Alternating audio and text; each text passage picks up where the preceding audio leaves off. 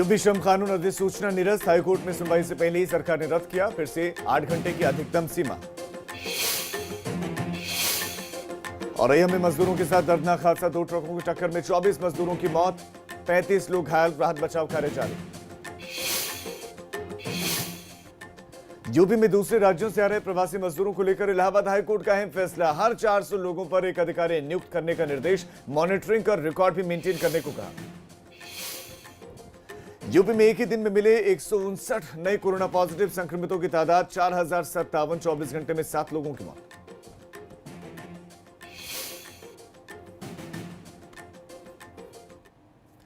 Break के बाद आप सभी का स्वागत है। मैं हूं आपके साथ राजीव ढोंडियाल और इस बड़ी खबर औरैया से जो बड़ी खबर आ रही है उस पर नजर बनी हुई है। और इस बीच में इस हादसे पर संज्ञान मुख्यमंत्री योगी आदित्यनाथ ने ले लिया है। औरैया हादसे पर मुख्यमंत्री योगी आदित्यनाथ ने संज्ञान लिया है और औरैया में जो सड़क हादसा हुआ जिसमें 24 प्रवासी मजदूरों की जिंदगी चली गई है, मामले में मुख्यमंत्री ने संज्ञान ले लिया है और शोक जताया है, दुख प्रकट किया है, संवेदनाएं प्रकट की गई हैं। बहुत बड़ी खबर आपको दे रहे हैं। इस वक्त अस्पताल में भर्ती करवाया गया है। जो घायल हैं ये अलग अलग जगहों के रहने, देश के अलग अलग हिस्सों के रहने वाले प्रवासी मजदूर अपने घर वापस लौटना चाह रहे थे।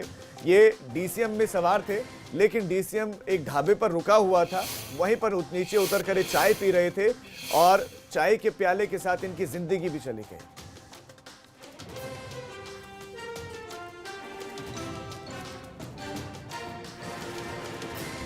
तो औरैया से सूर्या हमारे संवाददाता ज्यादा जानकारी के साथ जुड़े हैं, तो संतोष भी हमारे साथ जुड़ गए हैं लखनऊ से। संतोष, सबसे पहले आप ही के पास आना चाहूंगा। मुख्यमंत्री ने संज्ञान लिया, क्या कुछ मुख्यमंत्री ने कहा इस पूरे के पूरे हादसे पर? देखिए, इस हादसे पर मुख्यमंत्री योगी आदित्यनाथ ने संज्ञान लेते हुए सभी अफसरों को, commissioner Kanpur, IG range Kanpur Mohit Agarwal को मौके पर रवाना किया है। जो घायल हैं उनके समुचित इलाज की व्यवस्था करने को कहा गया कि उनको बेहतर से बेहतर इलाज दिया जाए। और इस पूरे घटना को लेकर के मुख्यमंत्री ने शोक जताया है। इस हादसे को लेकर के औरैया में जहाँ पर 23 अभी तक 24 लोगों की मौत हो चुकी है, 20 से ज़्यादा लोग घायल हैं। तो इस पूरी घटना को लेकर के यानी कि मुख्यमंत्री ने संज्ञान लेते हुए अफसरों के पेचकश हैं कि मौके पर जाकर के हालात का जायजा लें और जो घायल हैं उनके इलाज की समुचित व्यवस्था कराएं। मुख्यमंत्री कार्यालय इस पूरी घटना को लेकर के नजर बनाए हुए है, अफसरों के लगातार संज्ञान में है। औरैया का जिला प्रशासन हो या बड़े अधिकारी हो, कानपुर रेंज आईजी या फिर मंडल आयुक्त, तो इन सभी को इस बात के निर्देश दिए गए हैं कि हादसे के जो स्थल है वहां को जल्द से जल्द खाली कराया जाए, उसको वैकेट कराया जाए, जिससे कि जो मार्ग है वो अब बाधित ना हो। वहीं दूसरी ओर जो घायल हुए हैं उनका समुचित इलाज कराया जाए। जी बिल्कुल संतोष, आप संवेदनाएं प्रकट करने का वैसे दौर भी नहीं है, अब संवेदनाएं उनके प्रति दिखाने की, और सिर्फ दिखाने की नहीं बल्कि उनको उन तक पहुंचाने की भी जरूरत है, क्योंकि संवेदनाएं दिखाना और उसके बाद उसको धरातल पर मिलना दोनों अलग अलग चीजें इस वक्त हो गई हैं। मैं सीधा सूर्य प्रकाश का रुख करना चाहूंगा। सूर्य प्रकाश, इस वक्त आप चूंकि घटना स्थल पर हैं, क्या इस वक्त वहां पर चल रहा है? क्या राहत बचाव का कार्य पूरा हो गया? उसके बाद जो लोग घायल हुए हैं, 20 लोग घायल हुए हैं जो जिला अस्पताल में हैं। उसके बाद इस समय जो रेस्क्यू ऑपरेशन हम आपको दिखाते हैं किस तरीके से ये टक्कर हुई थी और किस तरीके से ये जो है ट्रॉला पड़ा हुआ है, डीसीएम पड़ा हुआ है। हम कैमरामैन से चाहेंगे वो दिखाएं आपको किस तरीके से ये सब हुआ है। कैमरा चेंज कर। और ये सबसे बड़ी हादसा, बहुत बड़ा हादसा है, जिस रास्ते प्रवासी बराबर जो है लगे हुए हैं, मतलब अपने घरों को जाने के लिए निकल रहे थे। सबसे बड़ा सवाल ये उठता है, जब सरकार सारी सुविधाएं मुहैया कराने की बात कर रही है, आखिरकार इन्हें कौन सी ऐसी मजबूरी सामने आई थी जो इन्हें जो है ट्रॉला और डीसीएम की सहारा लेके इन्हें निकलना पड़ रहा था और इतना बड़ा हादसा इनके साथ हुआ है। जी सूर्य प्रकाश, आप हमारे साथ बने रहे। इस बीच रमाशंकर कठेरिया जी हमारे साथ जुड़ गए हैं। रमाशंकर जी, सबसे पहले तो प्रतिक्रिया आप इस घटना पर दे दीजिए अपनी। देखिए, यह घटना जो हुई है सुबह की घटना है, बहुत ही दुखद और दुर्भाग्यपूर्ण घटना है जी, जिसमें 23 लोग तो पूरी तरह से हैं और एक की कंडीशन खराब है। हो सकता है वो 24 लोग पूरे हो गए हों। 24 हो गई है सर संख्या। ये भी रहा कि जो ट्रक था उस ट्रक में जो चूना टाइप का जो सामग्री भरी थी, तो दोनों वाहनों में जो है मजदूरों की डेथ हुई है जी। और ये डेथ क्योंकि या तो ट्रक ड्राइवर सो गया है और ट्रक ड्राइवर के सोने के कारण ये घटना हुई है, और केवल उसमें मेटाडोर में जो मजदूर सवार थे वही नहीं मरे, उसमें जो ट्रक में जो लोग बैठे थे वो भी बड़ी संख्या में, उसमें जो सामग्री भरी थी उसके कारण जो है उसमें बड़ी संख्या में लोग जो है उसकी डेथ हुई है।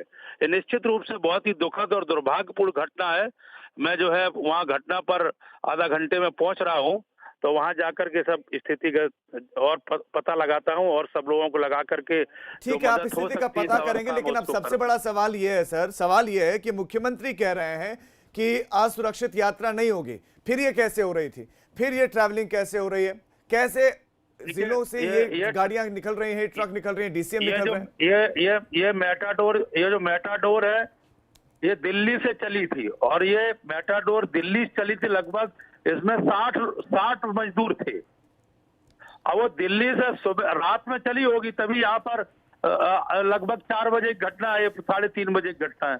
लेकिन क्या सर, जो दिल्ली से निकला भी है लेकिन यूपी में पहुंचा है, तो क्या बॉर्डर पर चेकिंग नहीं हो रही है? क्या जिलों में चेकिंग नहीं हो रही है? कहीं ना कहीं चूक तो जरूर हुई है, चूक तो हुई है। ये इसको क्योंकि इतनी बड़ा हादसा हुआ है, तो इसमें कहीं कोई ये कहने से बचने का सवाल नहीं है, लेकिन कहीं ना कहीं चूक हुई है। लेकिन रामशंकर सर, सवाल ये भी है कि डीएम भी बेखबर थे। वो कह रहे हैं कि मैं पता करूंगा, तो ऐसा लगता है कि अधिकारियों को भी इस बात की ज्यादा जानकारी नहीं है। वो भी अभी कोरोना काल में कोरोना के बजाय दूसरी सारी चीजों पर सोच रहे हैं, मजदूरों के बारे में नहीं सोच रहे। सारे लोग वहां पर, मेरी सारे लोगों अधिकारियों से सुबह बात हो गई है, सारे लोग अधिकारी वहां पर मौके पे पहुंच गए हैं। 15-16 लोग जो बहुत सीरियस थे, उनको सैफई हॉस्पिटल में उनको रेफर कर दिया गया है, और जो जिनकी डेथ हो चुकी है वो पोस्टमार्टम गृह में पहुंच चुके हैं, और जो सीरियस है उनको वहां जिला अस्पताल में भर्ती कराया गया है। सारे लोग वहां पर लगे हैं। रामशंकर जी, हमारे साथ प्रमोद तिवारी जी जुड़े थे, राजेंद्र जी जुड़े थे, सपा कांग्रेस से जुड़े, तो वो सीधे सीधे ये कह रहे हैं कि कथनी करनी में अंतर है। पैकेज के ऐलान किए जाते हैं, सिर्फ ऐलान तक सीमित है, धरातल पर कुछ नहीं किसी को मिल रहा है, क्योंकि पलायन का एकमात्र कारण अविश्वास, लोगों को मदद नहीं मिल रही है, इसीलिए वो पलायन कर रहे हैं। और ये बात तो सच है, अगर मदद मिलती तो क्यों वो पलायन करते? ये बात आप जो कह रहे हैं, या सपा के लोग कह रहे हैं, या वो कह रहे हैं, उनका नजरिया राजनीतिक हो सकता है, लेकिन इस महामारी में जिस तरह की चुनौतियां आ रही हैं और सरकार जिस तरह की प्रयास कर रही है, वो भी कम नहीं है। लेकिन ये घटना घटी है, दुर्भाग्यपूर्ण है, दुखद है, इसे स्वीकार करने में कोई मना नहीं कर रहा है कोई। जी, रामशंकर कठेरिया जी, आपका बहुत बहुत शुक्रिया। तो विपक्ष चाहे सवाल उठाए या मीडिया भी सवाल उठाए, तो फिर उसको राजनीतिक चश्मे से देखने लगा, जो है देखने लगते हैं नेता, जो कि अच्छी बात नहीं है। और जिस तरह से घटनाएं बढ़ रहे हैं, आप राजनीतिक चश्मे से देखें या दूसरे चश्मे से देखें, लेकिन मौतें हो रही हैं। मैं सीधा रुख करना चाहूंगा हमारे संवाददाता सूर्य प्रकाश का, और रहे से इस वक्त जुड़े हैं। सूर्य प्रकाश, मैं सबसे पहले चाहता हूं कि आप एक बार फिर से दर्शकों को जरा वहां से तस्वीरें दिखाते हैं, उस मंजर को दिखाएं जो घटित हुआ है वहां पर। ये हम आपको उस मंजर को दिखा रहे हैं जहां यह घटित हुई है। कैमरामैन से चाहेंगे दिखाइए सामने का जो है, उस टाइम में जो ये घटना घटित हुई है, ये आप देख सकते हैं। जिस हिसाब से इस समय जेसीबी चल रही है, जेसीबी बराबर जो है इस समय मलबे को हटा रही है, और शायद हो सकता है अगर कोई भी इस समय मजदूर नीचे दबा हो, तो इसकी वजह से रेस्क्यू बराबर अभी भी चल रहा है। आप देख सकते हैं जेसीबी लगी हुई है, उसके बाद ये डीसीएम पड़ी हुई है, और एक ट्रॉला ये सामने जो आप देख सकते हैं, ये इधर पड़ा हुआ है, ये दिख रहा है। यहाँ लोगों की भीड़ लगी हुई है, लंबे काफी मात्रा में यहाँ लोग एकत्रित हैं। पुलिस प्रशासन बराबर यहाँ चौकन्ना बना हुआ है डीसीएम को उठवाने के लिए। और देखना ये होगा आखिरकार, जब ये सब कुछ टोल प्लाजा पे चेकिंग चलती है, सब कुछ चलती है, यहाँ अनंतराम टोल प्लाजा जो औरैया में पड़ता है, उसके बाद ये प्रवासी मजदूर आखिरकार डीसीएम और ट्रकों से कैसे निकल आते हैं? ये वाकई बहुत बड़ा सवाल है। मुझे एक और चीज प्रकाश आपसे जाननी है। मैं देख रहा हूं कि ये बहुत सारी बोरियां नीचे गिरी हुई हैं। जब उस डीसीएम में ये बोरियां भरी थी, तो मजदूर कैसे एडजस्ट किए हुए थे? मजदूर कहाँ बैठे हुए थे फिर? ये जो इसमें ये बोरियां भरी हुई थी, ये पुट्टी टाइप की बोरियां जो भरी हुई हैं, इनके ऊपर बैठे हुए थे मजदूर, क्योंकि उन्हें अपने घर पहुंचना था। आखिरकार जब वहाँ जो मतलब राजस्थान साइड से आ रहा था, उसमें भी बैठे हुए थे, सांसद जी बता रहे हैं। उसके बाद जो है डीसीएम पे भी मजदूर बैठे हुए थे। तो सबसे बड़ा सवाल ये उठता है कि आखिरकार वहां से मजदूर निकल कैसे लिए हैं? उसके बाद जबकि सरकार कह रही है, सारे दावे कर रही है कि हमने जो है हर एक को मतलब उनके घर के लिए व्यवस्था कर रहे हैं, हर एक सुविधाएं कराई जा रही हैं, आखिरकार वो दावे कहाँ जा रहे हैं? ठीक है, सूर्य प्रकाश आप बने रहे, आपके पास फिर लौटूंगा। लेकिन इस बीच दर्शकों को यह बड़ी खबर दे दूं कि मुख्यमंत्री योगी आदित्यनाथ ने संज्ञान लेते हुए रिपोर्ट तलब ही कर लिया है।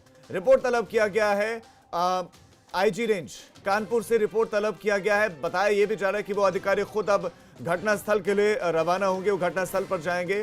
और घायलों का इलाज करवाने के निर्देश दिए गए हैं। इसके साथ साथ मृतकों के परिजनों के प्रति संवेदनाएं भी जाहिर की गई हैं। संतोष, मैं आपके पास आना चाहूंगा। सवाल यही है कि मजदूरों का यूं पैदल चलना, यूं साइकिल खरीदना 10-10 हजार रुपए में आप बता रहे हैं, यूं ट्रकों पर चढ़ जाना, डीसीएम में सवार हो जाना, ये अविश्वास का प्रतीक नहीं है तो और क्या है?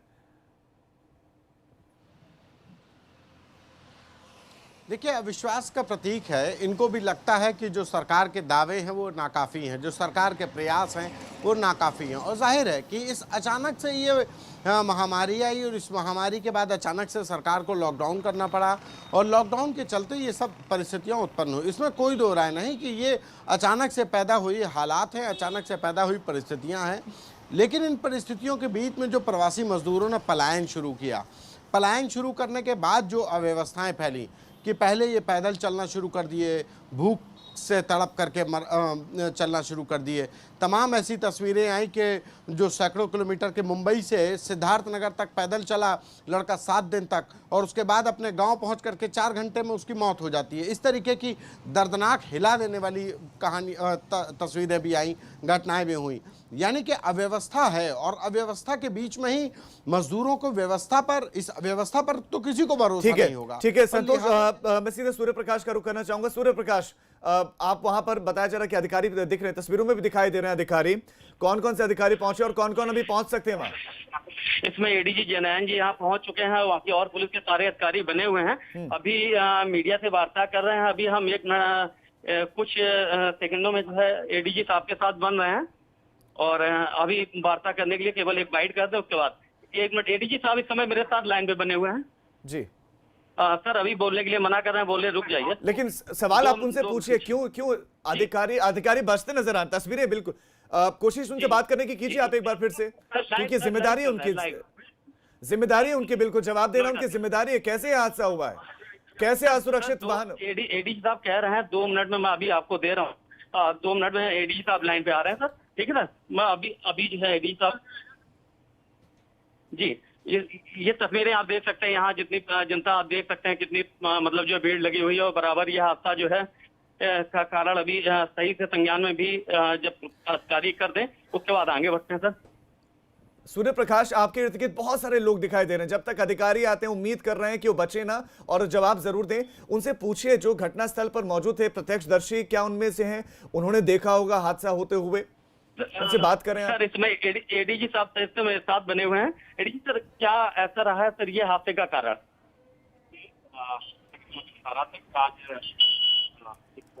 गाड़ी में करना रही है और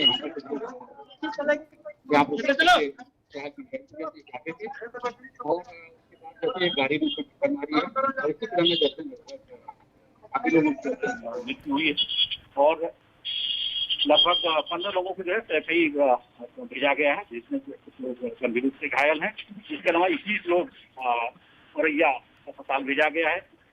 जो लोग मामूली रूप से घायल हैं हम उनको इलाज करा के व्यवस्था करके सूर्य, उनसे सवाल पूछिए कि कैसे असुरक्षित यात्रा चल रही थी, क्यों ये ट्रकों में चल रहे थे, मुख्यमंत्री के आदेश के बाद भी कैसे ये प्रवासी मजदूर ट्रकों में या पैदल जा रहे हैं, क्यों जा रहे हैं? जहाँ मुख्यमंत्री जी का आदेश हुआ था उसके बाद ये प्रवासी मजदूर कैसे यहाँ से पैदल जा रहे थे और कैसे निकल रहे थे? नहीं सर, जो और भी निकल रहे थे उसके बाद आते यहाँ आज ये हादसा हुआ उसके बाद बराबर चेकिंग कराई जाती है। मजदूर वहाँ से टोल प्लाजा से यहाँ तक कैसे पहुँच जाते हैं? गाड़ियों में बैठे हुए थे, इसमें से कोई भी मतलब यहाँ पर पैदल नहीं चल जाते हैं और ये 2 गाड़ियाँ जैसा कि हम सभी जानते हैं, एक गाड़ी जो है दिल्ली से चली थी, दूसरी गाड़ी जाते हैं राजस्थान में भरतपुर और जयपुर से आने का संज्ञान लाया गया है और किस क्रम में जाते हैं इतने ज्यादा संख्या में थी, ये गहन विषय है। सूर्य, उनसे पूछिए कि उनकी सीमा में जब प्रवेश किया इस डीसीएम ने तो क्या जांच नहीं की उन्होंने? सर सीमा की अगर बात करें तो डीजी साहब बता रहे हैं, उन्होंने कहा है कि इसकी मतलब हम जांच कराएंगे आखिरकार इस सीमा में कैसे प्रवेश किए हैं ये लोग। हेलो जी। सूर्य प्रकाश, अब आप दर्शकों को बताएं विस्तार से क्या जो आपके साथ अधिकारी जुड़े थे उन्होंने कहा है, क्योंकि उनकी आवाज बीच बीच में ब्रेक हो रही थी, चूंकि आपने सुनी है, तो मैं चाहता हूं कि आप दर्शकों को बताएं उन्होंने क्या क्या बताया है कि कैसे यह हादसा हुआ है, पहला, दूसरा उनकी और अधिकारियों की क्या लापरवाही थी इसमें। हेलो सर, आ रही है आवाज? जी, आपकी आवाज आ रही है सूर्य जी। यहाँ एडीजी साहब ने बताया हुआ है, जिस हिसाब से बताया हुआ है कि इसकी जांच कराई जाएगी। जो ट्रॉला था वो राजस्थान से आ रहा था और डीसीएम जो थी वो दिल्ली से आई हुई थी। और सबसे बड़ी बात ये होती है, दिल्ली और राजस्थान से आखिरकार बॉर्डर पे किस हिसाब से निकल आई ये गाड़ी, ये समझ में नहीं आया हुआ है। वहाँ पुलिस भी चेकिंग लगती है और भी सारे अधिकारी वहाँ चेक करते हैं। और सवाल यही है, आप हमारे साथ बने रहे सूर्य। मैं जरा संतोष का रुख करना चाहूंगा। संतोष, अब सवाल ये, अभी रामशंकर कठेरिया हमारे साथ जुड़े सांसद हैं, वो ये कह रहे हैं कि दिल्ली से निकला। अधिकारी जुड़े अभी सूर्य प्रकाश के साथ, वो ये कह रहे हैं कि राजस्थान से आया, यानी कि अधिकारियों को तो मालूम ही नहीं। अब सवाल ये है कि ये इतने जिलों को कैसे क्रॉस कर रहे हैं? इतनी जगह पर नाकेबंदी का दावा किया गया है, चेकिंग का दावा किया गया है, तो कहां चेकिंग हो रही है? या कहीं ऐसा तो नहीं है कि पैसे लेकर जाने दिया जा रहा है अभी भी?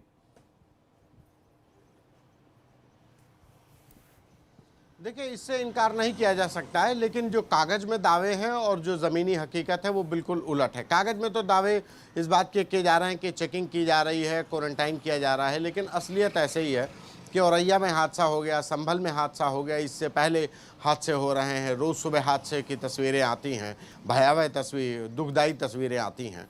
तो जाहिर है कि जो दावे किए जा रहे हैं कि जिलों में चेकिंग की जा रही है, पैदल जाने वाले जो प्रवासी मजदूर हैं उनसे अपील की जा रही है, लेकिन उनकी अपील, जो सरकार की अपील है, जाहिर है कि मजदूरों तक पहुंच नहीं रही है।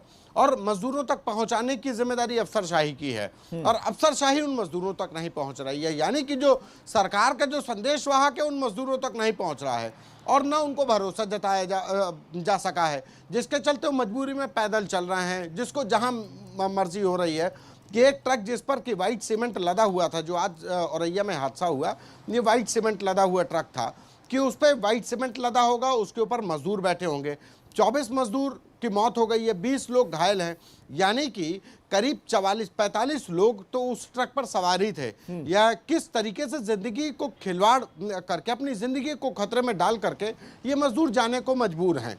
ये मजबूरी है इनकी, वरना जिंदगी से खिलवाड़, हर आदमी को जिंदगी प्यारी है। ये जो पैदल चल रहे हैं अपनी जिंदगी को बचाने के लिए ही चल रहे हैं कि भूख से ना मर जाए, जहां पर भी थे, चाहे वो महाराष्ट्र में रहे, चाहे वो दिल्ली में रहे हो। बिल्कुल, ये भूख से मरने के लिए, अपनी जिंदगी को बचाने के लिए पैदल चल रहे हैं। बिल्कुल सही बात है संतोष, बने रहिए आप। इसमें प्रभात भी हमारे साथ जुड़ गए कानपुर से, वो उनके पास, प्रभात आपके पास जो इस वक्त की जानकारियां, जो अपडेट्स हैं वो आप बताएं। क्या कानपुर आईजी रेंज खुद घटनास्थल पर जाएंगे या किस तरह के हलचल है वहां पर है?